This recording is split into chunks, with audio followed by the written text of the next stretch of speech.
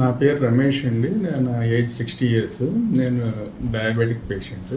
So నేను 6th basic diabetic package బట్టి నేను మెడిప్లస్లో చేయించాను.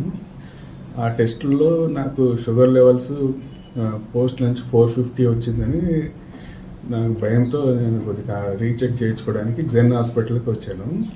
అక్కడ డాక్టర్ గారు అబ్జర్వ్ చేసిన దాన్ని బట్టి ఇస్నోఫిల్ లెవెల్స్ మెడిప్లస్ వాళ్ళ రిపోర్ట్ ప్రకారం 24% ఉంది ఇస్నోఫిల్ లెవెల్స్. తర్వాత అబ్సల్యూట్ ఇస్నోఫిల్స్ వచ్చేసి 2200 ఉంది. సో దానికి డాక్టర్ గారికి కొద్ది డౌట్ వచ్చి మళ్ళీ రీచెక్ మళ్ళీ టెస్ట్ చేయించారు అక్కడ. ఈరోజు వచ్చిన రిపోర్ట్లో 8వ తారీఖున నా ఇస్నోఫిల్ లెవెల్స్ 2% ఉంది.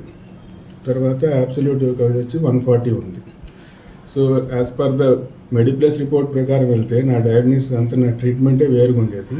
కానీ ఇక్కడ రావటం వల్ల నేను సేఫ్ అయ్యి నా మళ్ళీ ట్రీట్మెంట్ అనేది మళ్ళీ నా ఇన్సులిన్ లెవెల్ కూడా ఇప్పుడు మళ్ళీ 240కి వచ్చింది నాకు ఈరోజు చేసిన టెస్ట్ ప్రకారం.